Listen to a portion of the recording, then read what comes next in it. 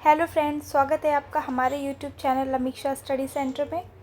तो मैं आपको रेलवे के एग्ज़ाम्स की प्रिपरेशन करवा रही थी, जिसमें मैं आपको साइंस में आए हुए जो भी प्रीवियस ईयर क्वेश्चंस हैं वो मैं आपको करवा रही थी विथ फुल एक्सप्लेनेशंस। ठीक है, उनकी मैं एक्सप्लेनेशंस भी दे रही थी और जो भी आपके न्यूमेरिकल्स आए हुए हैं उनको हम पूरा सॉल्व कर रहे थे और विथ फार्मूलाज। ठीक है, फार्मूला भी मैं आपको बता रही थी कि कैसे सॉल्व हो रहे हैं ये सारे क्वेश्चन। ठीक है, तो साइंस में हम पर्टिकुलर साइंस में जो हमने पहला टॉपिक उठाया है वो है फ़िज़िक्स का।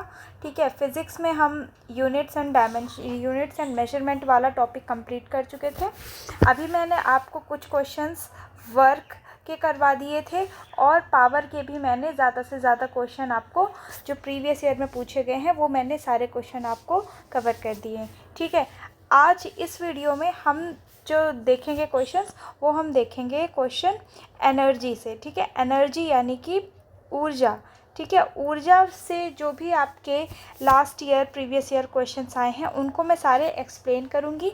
न्यूमेरिकल्स भी हम सारे करेंगे और उनको देखेंगे कि उनको एक्सप्लेन भी मैं करूँगी। ठीक है, और आप देखेंगे कि आप अगर प्रैक्टिस भी करेंगे और क्वेश्चंस तो आपको सारे क्वेश्चन आप देखेंगे कि अगर आपने टॉपिक में एनर्जी में कुछ भी नहीं पढ़ा होगा ना, फिर भी आपको उसके बाद इस वीडियो के बाद आपको ये टॉपिक आने लगेगा।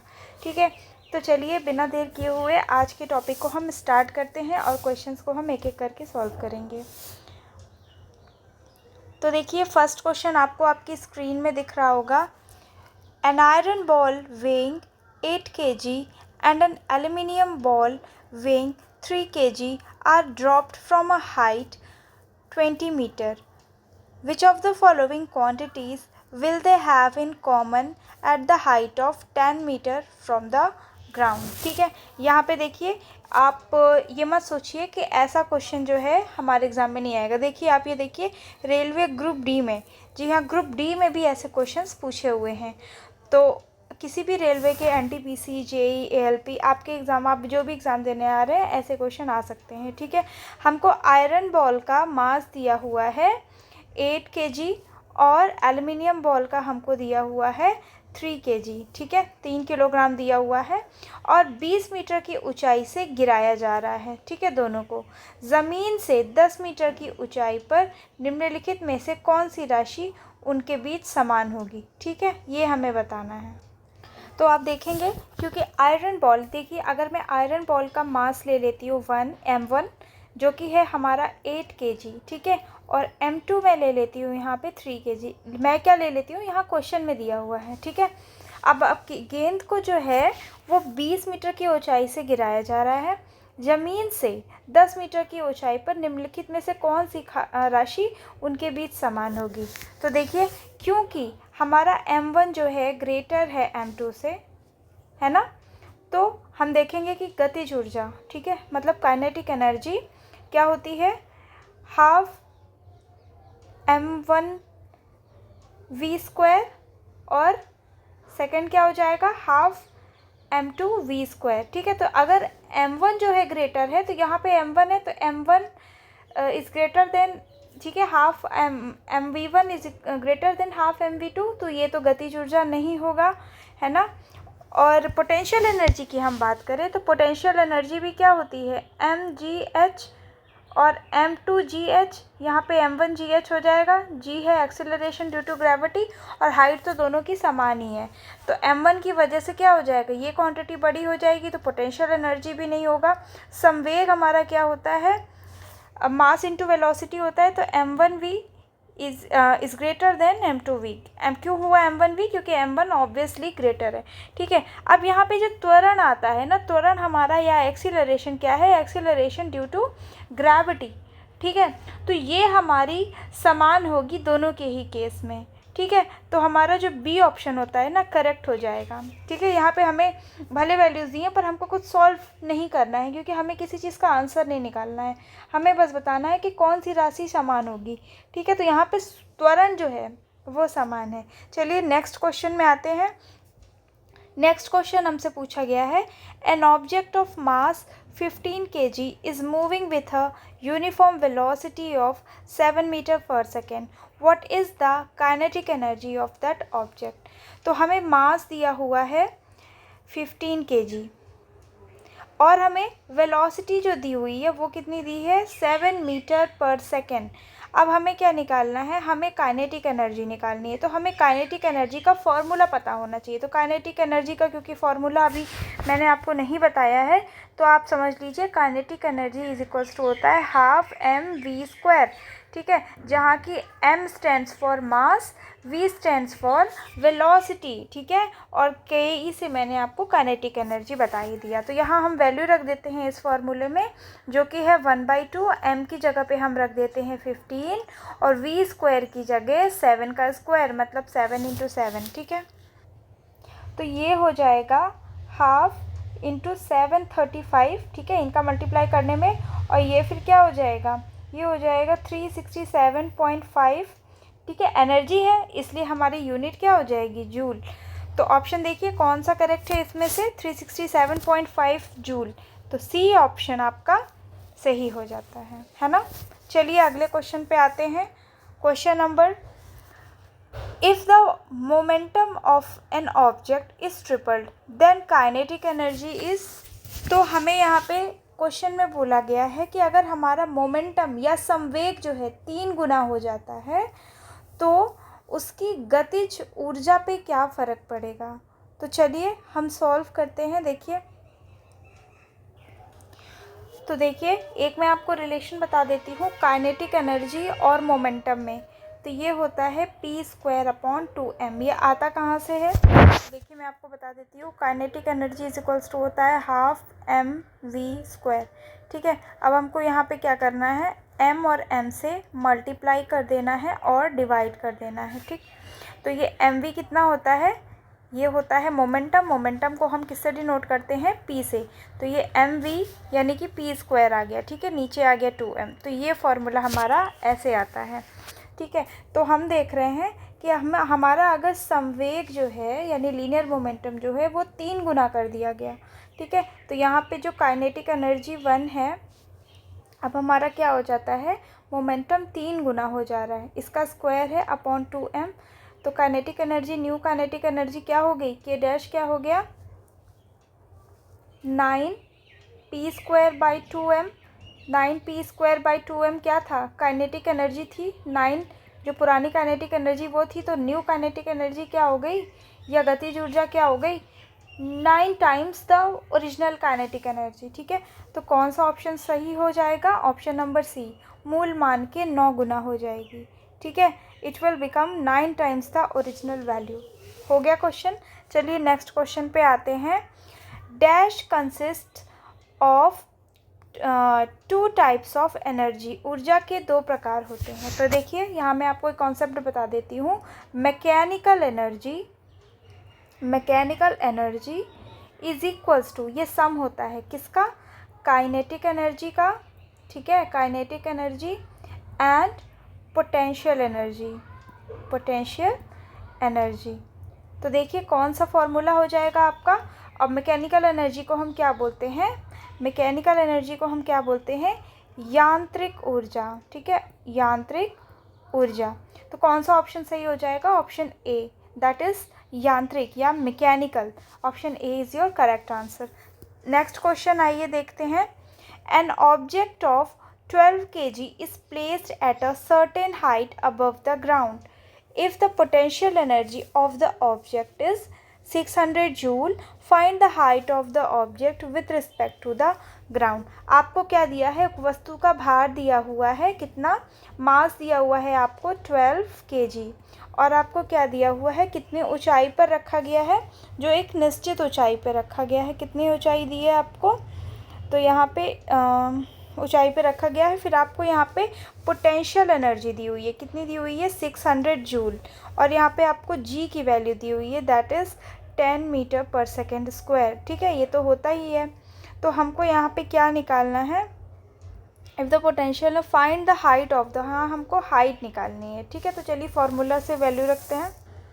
तो देखिए यहाँ पे आप ध्यान दीजिए कि पोटेंशियल एनर्जी का फॉर्मूला क्या होता है। तो पोटेंशियल एनर्जी का फॉर्मूला होता है mgh। यहाँ पे m है मास, g है एक्सीलरेशन ड्यू टू ग्रेविटी और h है हाइट। पोटेंशियल एनर्जी यानी कि स्थितिज ऊर्जा का मतलब होता है वो ऊर्जा या वो एनर्जी जो हमको पोजीशन पे रहते हुए जो लगती है, ठीक है, जो स्थितिज ऊर्जा होती है उस स्थिति पे मौजूद, मतलब इसमें कोई गति नहीं होती है तब जो ऊर्जा लगती है वो हमारी स्थितिज ऊर्जा होती है, ठीक है। तो हम फॉर्मूले पे रख देते हैं, हमको h की वैल्यू निकालनी है, तो यहाँ से h क्या हो जाएगा, potential energy into mass into acceleration due to gravity. Potential energy की वैल्यू है हमारी 600 जूल, मास हमको दिया हुआ है 12 kg और जो एक्सेलरेशन ड्यू टू ग्रेविटी है हमारा 10 दिया हुआ है। तो यहाँ पे हम सॉल्व कर लेंगे, ये हमारा आ जाएगा 5 मीटर, ठीक है, क्योंकि हाइट निकालनी है इसलिए 5 मीटर। तो ये हमारा 5 मीटर जो है हाइट आ जाएगी, ठीक है। चलिए अगले क्वेश्चन पे आ जाते हैं। What type of energy is present in a stretched rubber. खींचे हुए रबर बैंड में किस प्रकार की ऊर्जा होती है। तो देखिए आपको क्या क्या ऑप्शन दिए हुए हैं, स्थितिज ऊर्जा, पोटेंशियल एनर्जी या फिर थर्मल एनर्जी। थर्मल एनर्जी तो बिल्कुल नहीं हो सकती है, रासायनिक ऊर्जा भी बिल्कुल नहीं हो सकती है। आपको प्रॉब्लम किस में आएगी कि काइनेटिक एनर्जी होती है या स्थितिज ऊर्जा होती है। तो अगर आपने होल्ड किया हुआ है, जो रबर बैंड खींच के रखा हुआ है, तो ऑब्वियस सी बात है कि वो कोई गति नहीं कर रहा है, तो उसमें कौन सी जो एनर्जी है, ऊर्जा है, कौन सी ऊर्जा होगी, तो वो होगी आपकी स्थितिज ऊर्जा यानी कि पोटेंशियल एनर्जी, ठीक है। तो ए ऑप्शन आपका करेक्ट है। अगले क्वेश्चन देखिए, the energy required by an object to maintain its position और शेप इज कॉल्ड।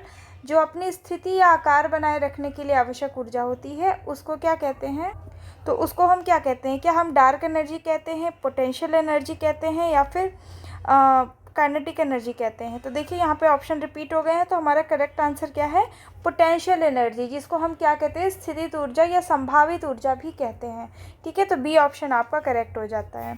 चलिए अगले क्वेश्चन पे आते हैं। When an arrow is released from a drawn bow, what does the potential energy of the bow get transformed into.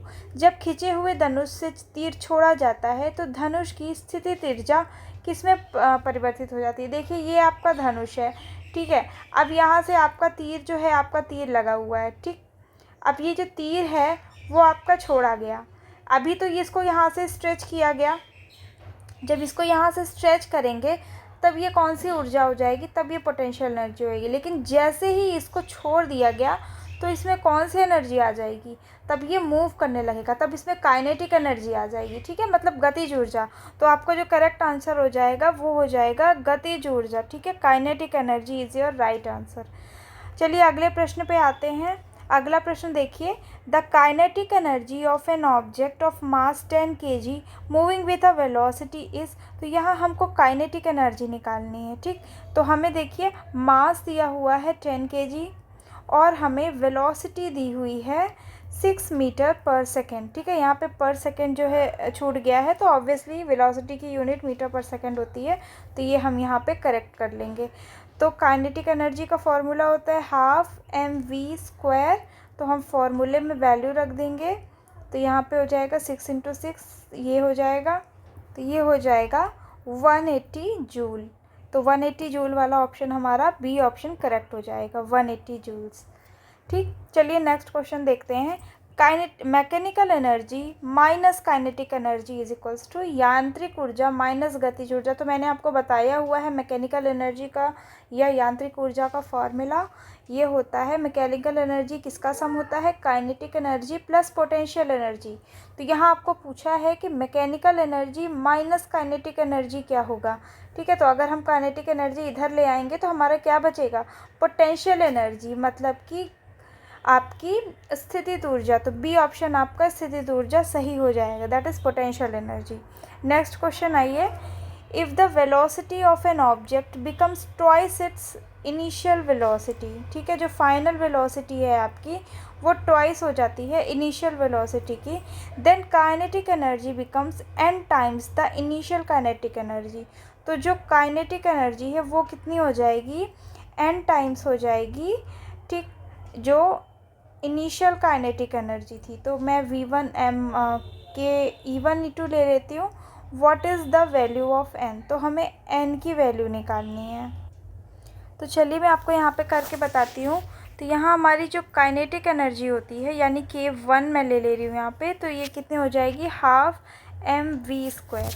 और यहाँ पे अगर मैं इधर सॉल्व कर रही हूँ KE2 कितनी हो जाएगी, ये भी क्या हो जाएगी, हाफ mv2² या v, चलिए यहाँ पे मैं v2 ले रही हूँ और यहाँ पे v1 ले रही हूँ, ठीक है, क्योंकि यहाँ पे इनिशियल और फाइनल वाली वो वाली बात नहीं है। तो यहाँ पे मैं v2² ले रही हूँ, ठीक है। तो यहाँ पे हम करेंगे, तो काइनेटिक एनर्जी जो 2 है वो किसके बराबर है, n काइनेटिक एनर्जी के, n के E1 के बराबर है। और ये हो जाएगी हाफ m, v की वैल्यू कितनी है 2v1², है ना। तो ये हो जाएगा n E1 बराबर कितना हो जाएगा, हाफ m, और यहाँ पे मैं v1² लिख दे रही हूँ और ये जो 2 का स्क्वायर हुआ उसको मैं यहाँ पे ले आ रही हूँ। तो ये हो जाएगा n E1 = 4 और ये हाफ mv² क्या हो जाएगा, ये 2 था ना, यहाँ पे भी मैं गलती कर रही हूँ, 2 होगा, E1 हो जाएगा, है ना। तो यहाँ पे देखिए n की वैल्यू आपकी क्या हो जाएगी, सीधे से आप इक्वेट कर देंगे, n की वैल्यू 4 हो जाएगी। तो बी ऑप्शन आपका n = 4 जो है करेक्ट हो जाएगा, ठीक है। नेक्स्ट क्वेश्चन देखिए, N object of mass m moves with a speed v and has kinetic energy k. If its velocity is doubled, what will be kinetic energy? तो velocity जो है डबल कर दी गई है ना, velocity उसकी डबल कर दी गई है और मास जो है m है उसका, तो उसकी काइनेटिक एनर्जी पे क्या फ़र्क पड़ेगा। तो देखिए जो न्यू काइनेटिक एनर्जी हम सीधे सीधे ले लेते हैं, न्यू काइनेटिक एनर्जी क्या होगी, इसको मैं KE' ले रही हूँ, हाफ mv2²। तो यहाँ पे v2 की वैल्यू हमारी क्या है, E' कितना है, हाफ mv2 की वैल्यू है 2v1², है ना। तो ये है, ये 4 हो जाएगा, 2 का स्क्वायर 4 हो जाएगा, इसको मैं बाहर ले रही हूँ और ये हो जाएगा हाफ mv1²। तो ये क्या है 4e, ठीक है। तो कितनी हो जाएगी काइनेटिक एनर्जी 4k। तो सी ऑप्शन आपका करेक्ट है। चलिए नेक्स्ट क्वेश्चन पे आते हैं। अ हाउस कंज्यूम्ड 900 × 10⁻, तो इतने जो है 900 × 10⁻, ये 6 है, इसको करेक्ट कर लीजिए, 900 × 10⁻6 जूल एनर्जी है, एक मंथ में यूज़ हो रही है। तो हमें एनर्जी निकालनी है, तो हमको ये दिया हुआ है कि इतनी जो है एक मंथ की एनर्जी है, हमें यूनिट्स निकालनी है, ठीक है। तो हम जानते हैं कि 1 यूनिट जो होती है वो हमारी कितनी होती है, 1 kWh, ठीक है, उसी को हम यूनिट कहते हैं।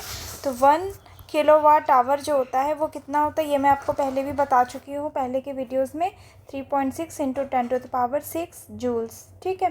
तो ये हमारी एनर्जी की यूनिट है, kWh। तो हम जानते हैं कि 1 किलोवाट, तो 1 यूनिट बराबर कितना हो जाएगा, 3.6 × 10⁻6 जूल्स, है ना। तो अगर मैं 1 जूल बोलूँ, 1 जूल कितना हो जाएगा, यहाँ मैं आपको देखिए पूरा सॉल्व करके बता दे रही हूँ, पूरा आपको कोई भी सॉल्व करके नहीं बताएगा, ठीक है, सीधे आंसर बता देगा। लेकिन मैं यहाँ पे आपको पूरा सॉल्व करके बता रही हूँ कि आपका कैसे होगा। यहाँ पे मैं यूनिटरी मेथड लगा रही हूँ। अब हमको दिया कितना हुआ है, 900 × 10⁻6 जूल्स दिया हुआ है। तो वो इतने जूल में हमारे कितने यूनिट्स आ जाएंगे, तो हम सीधे सीधे यहाँ पे डिवाइड कर देंगे 3.6 × 10⁻6 जूल से, है ना। तो देखिए ये प्लस में है, माइनस में नहीं है, तो ये तो पूरा कट जाएगा, यहाँ से मैं ज़ीरो हटा दूँगी तो ये हो जाएगा 9000/36। इसको मैं काटूँगी तो ये हो जाएगा 1000/4 which is equals to 250 units. तो यहाँ पे कितने आ गए, 250 यूनिट आ गए, ठीक है। अब अगर आपको कोई क्वेश्चन पूछता है कि कितने रुपए का जो है बिजली का बिल आया, ठीक है, तो आपको पहले बताना पड़ेगा उसको, क्वेश्चन में बताया होगा कि 1 यूनिट में आपके कितने रुपए हैं, ठीक। मान लीजिए 12 रुपीज़ हैं सपोज़ फॉर एग्ज़ाम्पल, तो आप जो भी आपके यूनिट्स आए हैं उसमें आप जितना भी 1 रुपये 1 यूनिट का है तो वो आप मल्टीप्लाई कर देंगे और वो आपका आंसर हो जाएगा, ठीक है। तो देखिए ये आपको आंसर आ गया। चलिए अगला क्वेश्चन करते हैं। The potential energy of an object increases with its potential energy कैसे, आपकी जो स्थितिज ऊर्जा है वो कैसे बढ़ती है? वेग की वजह से, ऊंचाई की वजह से, विस्थापन की वजह से, या फिर दूरी की वजह से। तो आपकी जो पोटेंशियल एनर्जी होती है वो ऊंचाई पर डिपेंड करती है। तो ऊंचाई जितनी ही हाइट होगी उतनी पोटेंशियल एनर्जी आपकी बढ़ती जाएगी। अगला क्वेश्चन आइए देखिए। When an object of 15 kg is at height of 10 meter from the ground, then the energy contained in it, acceleration due to gravity आपको दिया हुआ है। तो हमें क्या निकालना है? एनर्जी निकालनी है। तो आप देखिए, क्या आपको ये क्वेश्चन सॉल्व करने की ज़रूरत है? आप देखिए यहाँ पे पास्कल दिया हुआ है। पास्कल मैंने आपको पहले ही बताया है प्रेशर की यूनिट है, मतलब दबाव की यूनिट है ना।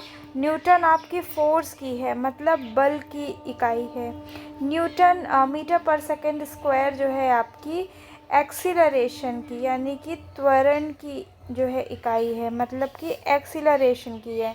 जबकि जूल आपकी एनर्जी की है। तो हमें एनर्जी ही निकालनी है, तो बिना सॉल्व करे हम डी ऑप्शन लगा सकते हैं। ठीक है, तो आपको अगर एलिमिनेशन भी आता है तो भी आप क्वेश्चन फटाक से कर सकते हैं, है ना। चलिए अगला क्वेश्चन देखिए। What is the sum of kinetic energy and potential energy of the object is called? Kinetic energy और पोटेंशियल एनर्जी के सम को क्या कहते हैं हम? तो इसको कहते हैं हम यांत्रिक ऊर्जा या मैकेनिकल एनर्जी। ठीक है, चलिए अगले क्वेश्चन को देखिए। Find the energy contained in a object weighing 11 kg when it is at a height of 5 meter from the ground giving acceleration due to gravity 9.8। तो हमको यहाँ पे दिया हुआ है मास, जो कि हमको 11 kg दिया हुआ है। जी की वैल्यू हमें 9.8 दी हुई है। तो हमें क्या निकालना है यहाँ पे? Find the energy. तो हमें यहाँ पे एनर्जी निकालनी है, जबकि हमें हाइट जो है कितनी दी हुई है? 5 मीटर्स दी हुई है। तो ऑब्वियसली हमको क्या है, हाइट पे है ऑब्जेक्ट, तो हमें पोटेंशियल एनर्जी निकालनी होगी, है ना। तो पोटेंशियल एनर्जी का हमारा फॉर्मूला क्या होता है? mgh। तो कितना मास है हमारा? 11 kg इंटू 9.8, और हाइट हमको कितनी दी हुई है? 5 मीटर्स। तो ये हो जाएगा 539 जूल्स। तो ऑप्शन आपका ए जो है करेक्ट है। चलिए अगले प्रश्न पे आते हैं। When a bullet is fired from a gun, kinetic energy of the bullet is. तो आपकी जो काइनेटिक एनर्जी होगी, एक ये है गन है आपकी, है ना। यहाँ से एक बुलेट जो है फायर की गई, ठीक। तो आपको बताना है कि जो बुलेट फायर की गई वो क्या रहेगी? गन से ज़्यादा रहेगी या, अच्छा देखिए, गन की भी वेलोसिटी होगी, लेकिन गन की जो है बैकवर्ड डायरेक्शन में होगी, जबकि बुलेट की फॉरवर्ड डायरेक्शन में। तो गन की ज़्यादा होगी वेलोसिटी या बुलेट की होगी? ऑब्वियसली बुलेट की ज़्यादा होगी, है ना। तो तभी तो आगे तक जाएगी। तो kinetic energy of bullet is more than gun. ठीक, ऑप्शन आपका सी करेक्ट हो जाएगा। Next question. An object of mass 15 kg is moving with a velocity of 8 meter per second. What is the kinetic energy? तो यहाँ हमको मास दिया हुआ है 15 kg और हमको यहाँ वेलोसिटी दी हुई है 8 मीटर पर सेकेंड। हमको क्या निकालना है? काइनेटिक एनर्जी निकालना है। तो काइनेटिक एनर्जी का फॉर्मूला आपका होता है हाफ mv²। हम फॉर्मूले में वैल्यू पुट कर देंगे। हाफ m की वैल्यू है आपकी 15, v की वैल्यू है 8 मीटर पर सेकेंड, है ना। तो आपका आंसर हो 480 जूल्स। तो ऑप्शन देखिए आपका कौन सा सही है? ऑप्शन ए आपका करेक्ट है, 480 जूल्स। चलिए अगले प्रश्न पे आते हैं। Which of the following energy varies with height of the object? Object की हाइट की वजह से कौन सी एनर्जी आपकी वेरी करती है या कौन सी बदलती है? तो ऑप्शन है आपका गतिज ऊर्जा, परमाणु ऊर्जा, रासायनिक या स्थित। तो आप देखिए, परमाणु और रासायनिक तो बिल्कुल नहीं होगा, यहाँ पे कंफ्यूजन हो सकती है सिर्फ गतिज ऊर्जा और स्थितिज ऊर्जा में। तो ठीक है, तो अभी इसके पहले भी मैंने आपको एक क्वेश्चन में बताया था कि हाइट की वजह से कौन सी एनर्जी किस पे डिपेंड कर रही थी? पोटेंशियल एनर्जी आपकी हाइट पे डिपेंड कर रही थी, है ना। जितना ही ज़्यादा हाइट बढ़ती जा रही थी उतनी पोटेंशियल एनर्जी भी बढ़ रही थी। तो यहाँ पे कौन सा करेक्ट आंसर हो जाएगा? स्थितिज ऊर्जा या फिर पोटेंशियल एनर्जी। अगले प्रश्न पे आते हैं।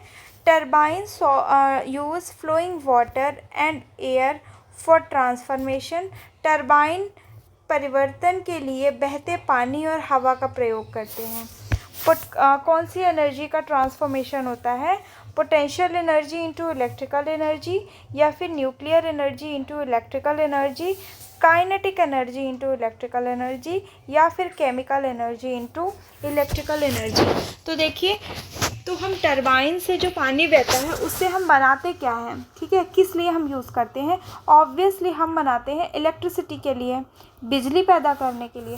तो हमें चाहिए तो इलेक्ट्रिकल एनर्जी, तो बाद में तो हमारी इलेक्ट्रिकल एनर्जी ही आ रही है, लेकिन ये इलेक्ट्रिसिटी जो बन रही है वो किस वजह से टरबाइन से पानी लिया जा रहा है? क्योंकि वो इतनी तेज़ी से, इतने धार के साथ बह रहा है, इसलिए उसको, उसकी एनर्जी को हम यूज़ कर रहे हैं to convert it into electricity, to electrical energy, right. तो हम यहाँ पे कौन सी एनर्जी उसमें प्रेजेंट है जिसको हम यूज़ कर रहे हैं? दैट इज़ काइनेटिक एनर्जी, मतलब गतिज ऊर्जा। तो ऑप्शन सी आपका सही हो जाता है, kinetic energy into electrical energy, right. चलिए अगले क्वेश्चन देखिए। What is the energy contained in an object weighing 11 kg when it is at height 6 metre above the ground? जी आपको दिया हुआ है। तो हमें जो है एनर्जी बतानी है, जबकि हमको मास दिया हुआ है 11 kg और हमें हाइट दी हुई है 6 मीटर। तो अगेन हमें हाइट वाला कॉन्सेप्ट दिया है, तो हमें क्या निकालनी होगी? Potential energy. तो हमें mgh वैल्यू रखनी पड़ेगी। मास आपको 11 kg दिया हुआ है, g की वैल्यू आपको 9.8 दी हुई है और हाइट आपको 6 मीटर दी हुई है, ठीक है। तो ये पर हो जाएगा 66 इंटू 9.8 विच इज़ 646.8 जूल्स, ठीक है। तो ऑप्शन आपका बी करेक्ट हो जाएगा, बी ऑप्शन आपका सही है। चलिए अगले प्रश्न पर आते हैं। What will be the kinetic energy of the object weighing 22 kg moving at a speed of 5 metre per second? तो हमको यहाँ पे मास 22 kg दिया हुआ है, स्पीड हमको 5 मीटर पर सेकेंड दी हुई है, हमको यहाँ पे काइनेटिक एनर्जी निकालनी है। तो काइनेटिक एनर्जी का फॉर्मूला हमारा होता है हाफ mv², है ना। तो हम वैल्यू रखेंगे, हाफ m की वैल्यू है 22, v² हमारा है 5 इंटू 5, तो 2 से काटेंगे 11 हो जाएगा, 55 इंटू 5 ये हो जाएगा 275 जूल्स। ये ऑप्शन आपका करेक्ट हो जाता है। चलिए अगले प्रश्न पर आते हैं। 5 मीटर पर सेकेंड की गति से गतिमान 22 किलोग्राम वजन वाली वस्तु की गतिज ऊर्जा क्या होगी? तो हमको यहाँ पे काइनेटिक एनर्जी निकालनी है ना, जिसमें कि जो आपको मास दिया हुआ है वो कितना दिया हुआ है? 22 किलोग्राम, और हमको वेलोसिटी दी हुई है 5 मीटर पर सेकेंड, ठीक। तो हमें यहाँ पे निकालना है। चलिए हम इसको सॉल्व करते हैं और देखते हैं। काइनेटिक एनर्जी का फॉर्मूला होता है हाफ mv²। हाफ रखेंगे, मास की वैल्यू हम 22 रखेंगे, और यहाँ पे वेलोसिटी आ जाएगी 5। ये क्वेश्चन मैं करा चुकी हूँ शायद, है ना, लास्ट क्वेश्चन भी यही था, क्वेश्चन रिपीट हो गया है। तो यहाँ पे आंसर हमारा क्या आया था? 275 जूल्स। ए ऑप्शन आपका करेक्ट है। चलिए नेक्स्ट प्रश्न पे आते हैं।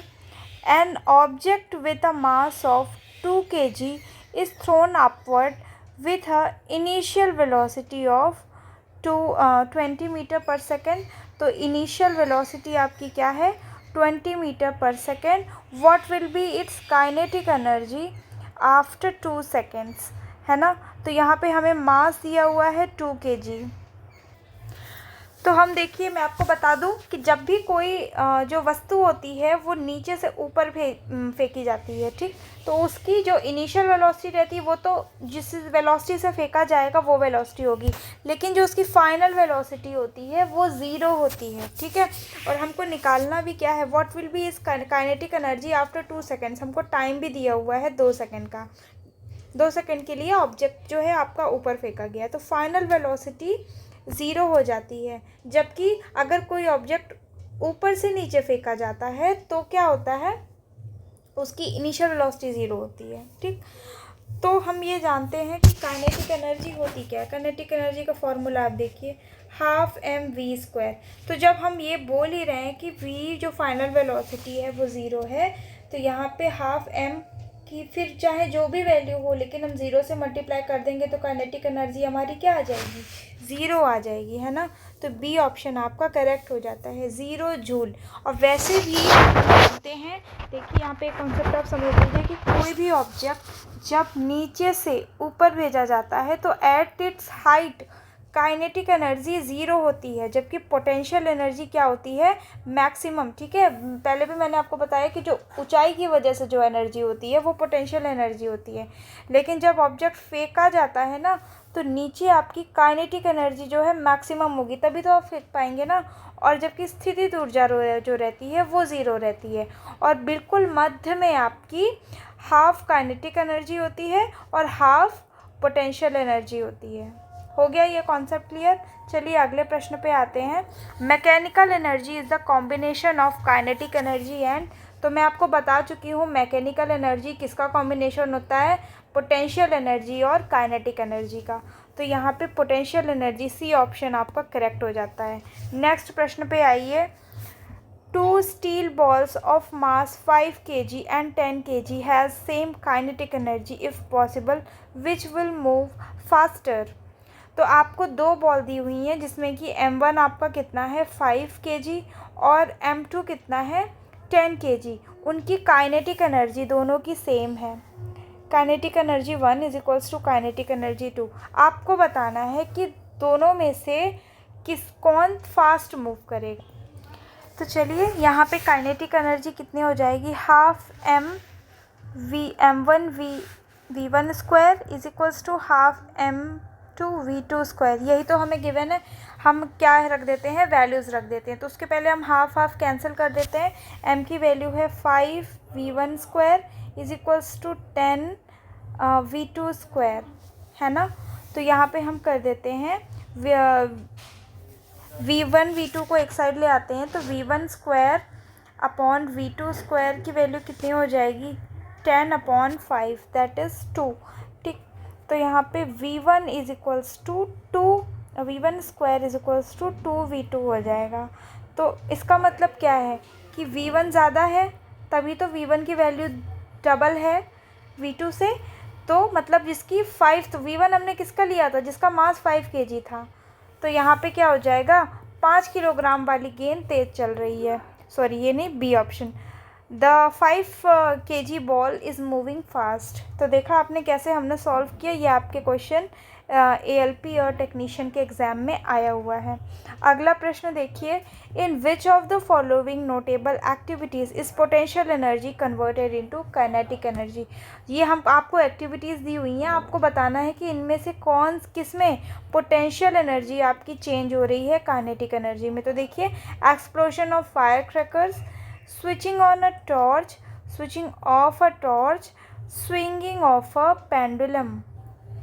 तो ये हो जाएगा स्विंगिंग ऑफ द पेंडुलम। ठीक है, यहाँ पे जो है हमारा मूवमेंट हो रहा है, तो यहाँ पर हमारी पोटेंशियल एनर्जी किस में कन्वर्ट हो रही है, काइनेटिक एनर्जी में।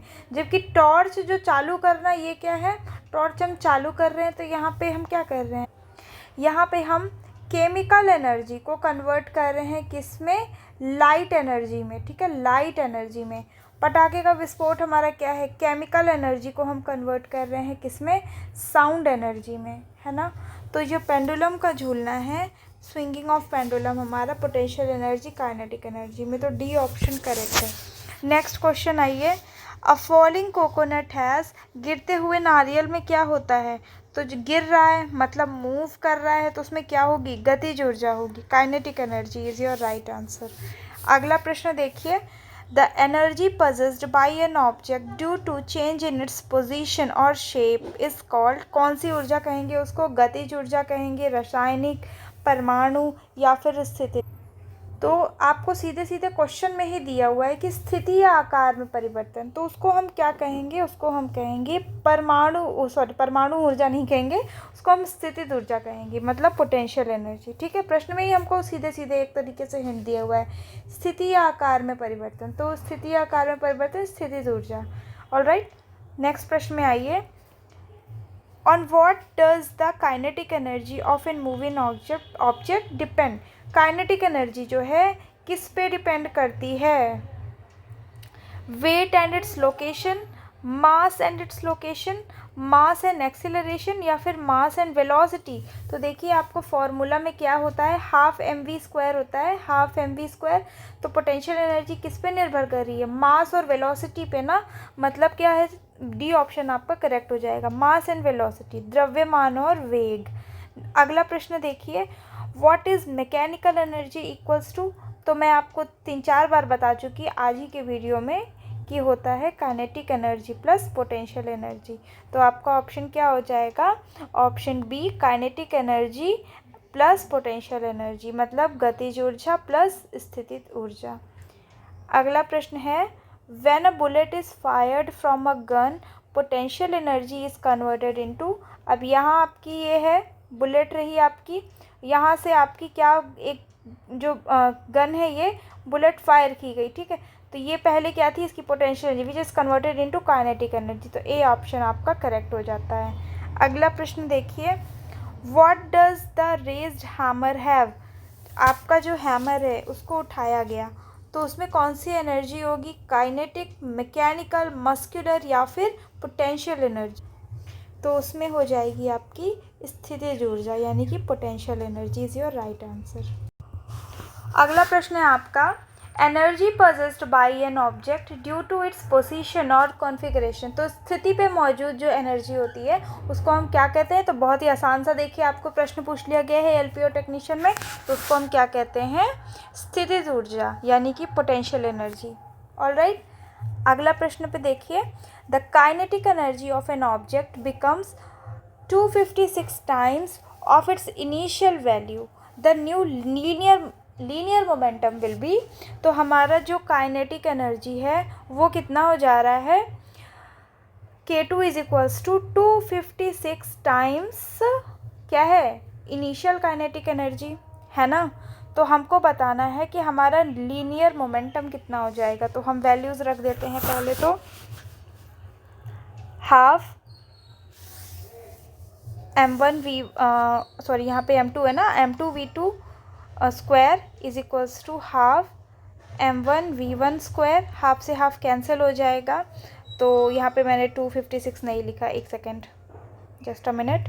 हाफ m2v2 स्क्वायर कितना है, 256 times half m1v1 square. Half से हाफ मैंने कैंसिल कर दिया, ये क्या हो जाएगा, m1v2 स्क्वायर। तो ये हो जाएगा 256 टाइम्स m1v1 स्क्वायर।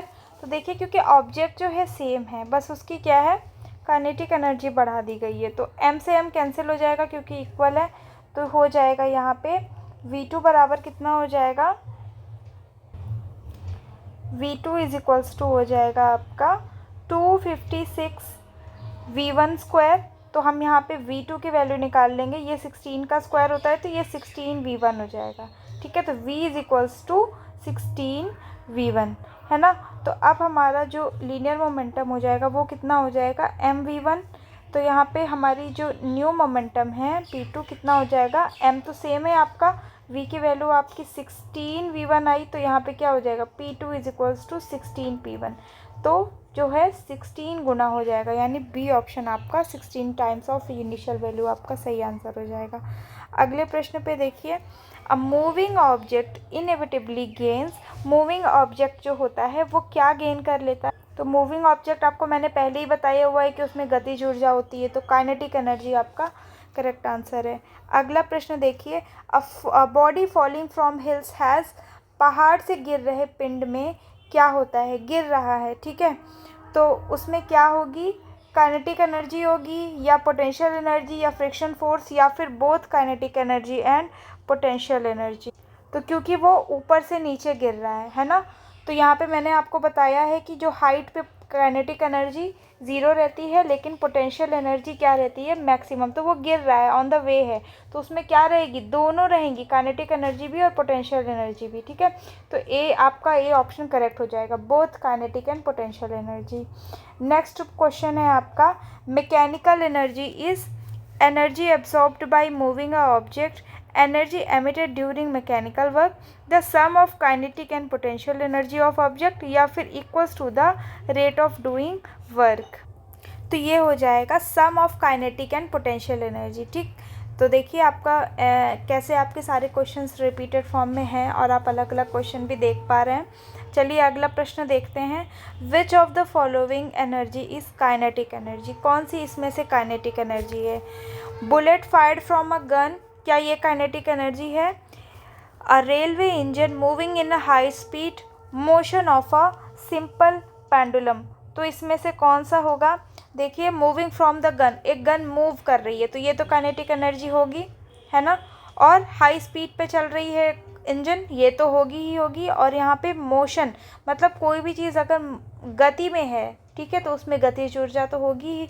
तो आपके यहाँ पे तीनों ऑप्शन करेक्ट हो जाते हैं, मतलब ए, बी और सी ऑल, है ना। अगला प्रश्न देखिए। What is the energy contained in an object of mass 14 kg when it is at height of 5 metre from the ground. तो यहाँ हमको एनर्जी निकालनी है, जबकि हमको मास कितना दिया हुआ है, 14 kg दिया हुआ है, हाइट हमको 5 मीटर दी हुई है, जी की वैल्यू हमें 9.8 दी हुई है। तो यहाँ पे क्या हो जाएगा, हाइट की वजह से एनर्जी, कौन सी एनर्जी होती है, पोटेंशियल एनर्जी, तो mgh होता है, यानी कि 14 इंटू जी की वैल्यू हमें 9.8 और हाइट हमको 5 मीटर दी हुई है। तो यहाँ पे हो जाएगा 686 जूल। तो ऑप्शन हमारा डी करेक्ट हो जाएगा। ठीक है, 686 जूल ना, सी ऑप्शन करेक्ट है। C option is your correct answer. C option आपका करेक्ट है। चलिए अगले प्रश्न पे आते हैं। A bullet is fired from a gun penetrates deep into the target it contains। ठीक है, बुलेट जो है फायर करी गई है एक गन से जो कि अपने टारगेट पे पेनेट्रेट करती है, उसमें कौन सी एनर्जी है? ठीक है, तो बुलेट में तो ऑब्वियसली मूव करती हुई गई वो तेज़ी से, तो उसमें कौन सी एनर्जी होगी, काइनेटिक एनर्जी ऑफ कोर्स। ठीक है, मूविंग ऑब्जेक्ट में कोई भी मूविंग ऑब्जेक्ट है उसमें काइनेटिक एनर्जी होती है। हाइट की वजह से जो एनर्जी होती है उसमें पोटेंशियल एनर्जी, बिल्कुल याद कर लीजिए। तो डी ऑप्शन आपका करेक्ट हो जाता है, that is kinetic energy. Next आपका क्वेश्चन है, in a hydro electric power station what is the energy converted into electrical energy? कौन सी एनर्जी कन्वर्ट होती है? तो अभी हमने एक ऐसा क्वेश्चन और देखा था, तो कौन सी एनर्जी कन्वर्ट होती है, काइनेटिक एनर्जी। काइनेटिक एनर्जी क्योंकि उसमें गति रहती है, इसी वजह से वो किस में चेंज होती है, इलेक्ट्रिकल एनर्जी में, यानी कि विद्युत ऊर्जा में। ठीक है, विद्युत ऊर्जा, विद्युत ऊर्जा। नेक्स्ट प्रश्न देखिए। Potential energy and kinetic energy are types of what?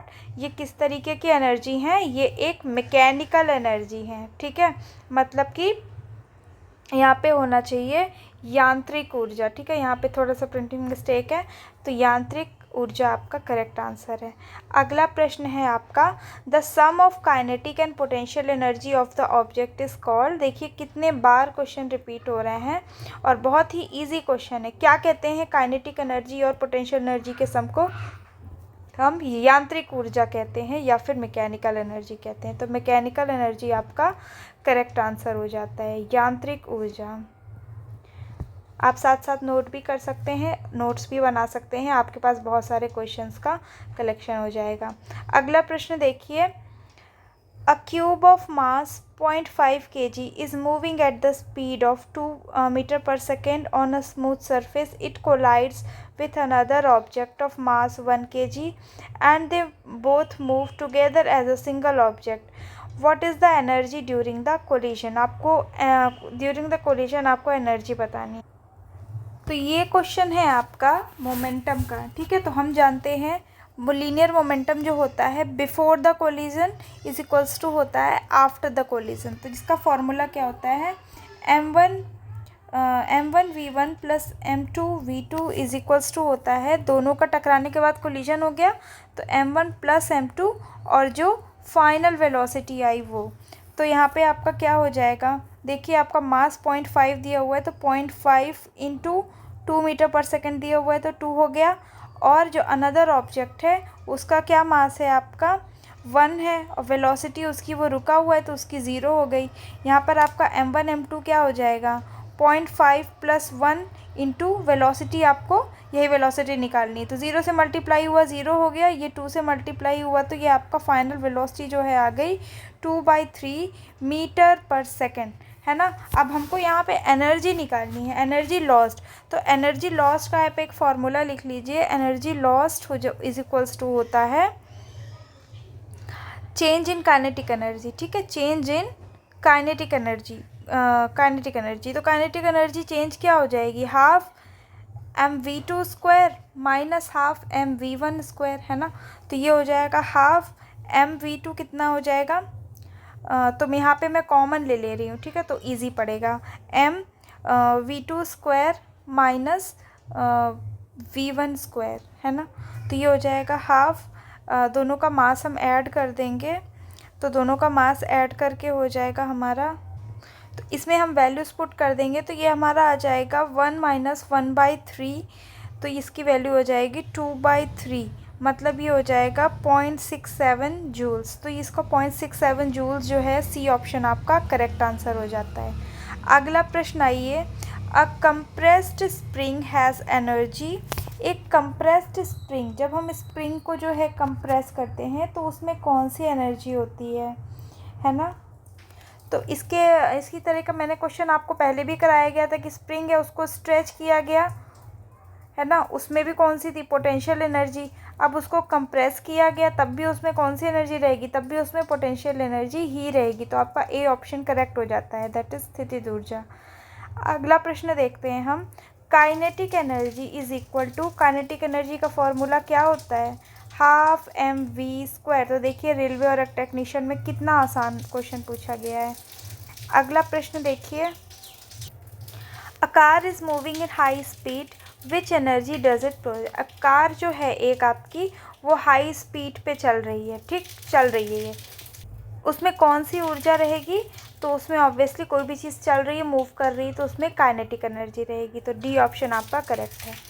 अगला प्रश्न है आपका, commercial value of energy is, energy की जो है कमर्शियल वैल्यू आपकी क्या होगी। तो ये क्वेश्चन मैं आपको पहले भी करवा चुकी हूँ, कमर्शियल वैल्यू क्या होती है, किलोवाट आवर, ठीक है। किलोवाट आवर, आप कभी भी कंफ्यूज मत हो जाइए, बहुत कंफ्यूजन होती है कि किलोवाट आवर जो है वो पावर की यूनिट है या फिर एनर्जी की यूनिट है। तो बिल्कुल कंफ्यूज मत होइए, किलोवाट आवर आपकी एनर्जी की ही यूनिट होती है, जिसकी वैल्यू होती है 3.6 × 10⁻6 जूल्स, ठीक है। तो ए ऑप्शन आपका करेक्ट हो जाता है, किलोवाट आवर। तो आज के जो प्रश्न हैं वो यहीं पे आपके समाप्त होते हैं, ठीक है। और अगले वीडियो में आपको मैं और भी एनर्जी के जो है क्वेश्चन लेकर आऊँगी। हम एनर्जी में और भी प्रैक्टिस करेंगे क्वेश्चंस की, क्योंकि एनर्जी जो है एक बड़ा टॉपिक है, ठीक है। तो इसमें जो और भी प्रश्न आए हुए हैं पिछले कुछ वर्षों में वो मैं आपको कंप्लीट करा दूंगी। तो ऐसे और भी वीडियोस के लिए हमारे चैनल से जुड़े रहिए, सब्सक्राइब करिए और ज़्यादा से ज़्यादा शेयर करने की कोशिश करिए। Thank you.